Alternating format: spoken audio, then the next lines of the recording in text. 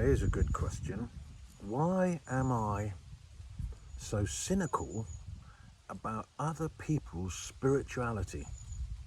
Why am I so cynical about other people's spirituality? Well,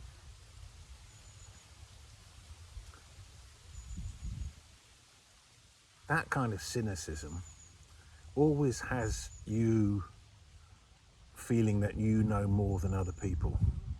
It comes from a place of thinking you know more, that you're better, that you're more informed, that you've done it, you've been there, you've seen it, you've tried it, you've read about it, and consequently you know better.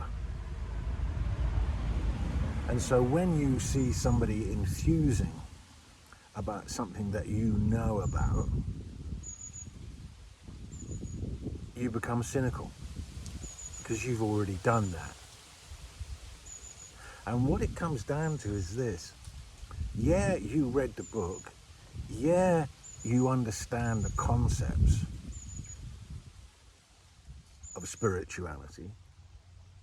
Yeah, you've been to the holy place, but you didn't realize anything. You didn't get it. You just understood it. So when you see people enthusing about it, you think, no, they've got to be deluded because I did it and I didn't feel like that. They'll see. Or often it's with masters. You see someone who's just come back from visiting a guru and they're very inspired and singing the praises of the guru. And it brings forth a cynical reaction. That guy, I know all about him. He flies a private jet, or he's having sex with his students or whatever. And then taking that, because of that, you have a cynical reaction to the person's enthusiasm. You think you know it all, and it makes you cynical. But the thing is this, what you haven't understood when you're being cynical like that is this. Let's take the fact of a guru, right? The guru has 100 disciples. No two disciples will see the guru in the same way. Everybody gets the guru differently. Some love him, some are inspired by him, some are doubtful of him, some of them remind him of his dad or something. Because there isn't actually a way the guru is. How you get the guru is given by who you're being that he is. So if you didn't get anything from the guru, it's not because the guru hasn't got the capacity to give. It's because of who you were being that he was. Because the guy sitting next to you, who he was being that the guru was that the guru has got everything to give, and he got it. Who the guru is to himself, that's not really our concern. All that really matters is, who are you being that he is? And is it such that you can get what a guru can give by being that way or not? You're responsible for what you get from the guru, is what I'm saying. So this is why people who didn't have a congruent way of being when they were with the guru didn't get what he could have given. And what's even more weird is that the guru could be flying a private jet and having sex with his disciples.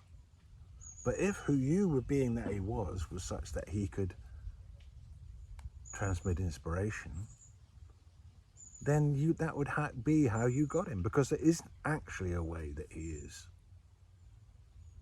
And it's the same with different understandings. It's like people, of the view of emptiness and meaningless. People understand it but have not seen it. So they don't actually know what is the context within which empty and meaningless is true. The mind hears the concept and then imagines what that must mean. And that's quite different from what it actually means, what it actually is when it's experienced. So cynicism is when you've invested time and attention, and perhaps faith and love, and your expectation was not met, and you think that what the conclusions you came to about that is universal truth. In other words, anybody who does the same thing and says they get a different result must be deluded. But they're not. Because what gives you the result you get is who you're being that the source is. You're the one that determines that. And this is the only explanation why 100 people listening to the same teaching will each get it differently.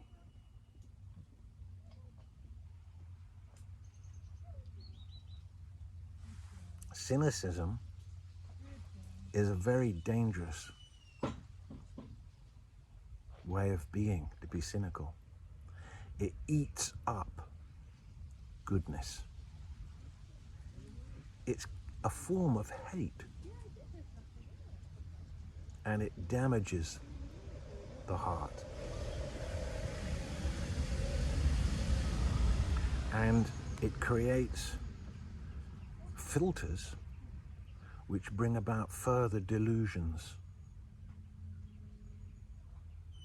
until one comes to the place where there isn't really anything spiritual happening at all for you. The cynicism has taken you out of the game. And you don't believe any of it.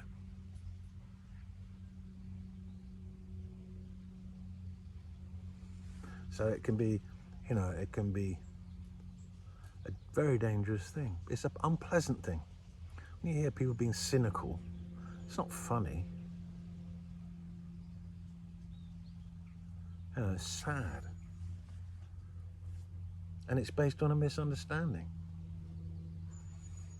A misunderstanding, the idea that a practice has some innate value, or that a teacher has some innate quality. No. Who you're being that teacher is gives you how you get him. Who you're being that practice is gives you how you get it.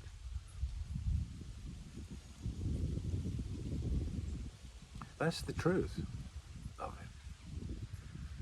But we don't want to take responsibility. We want to say, oh, he's like that. And then try and enroll other people into our view. And if they don't accept our view, we take on this cynical attitude of knowing better. But we don't realize that quietly we're dying inside.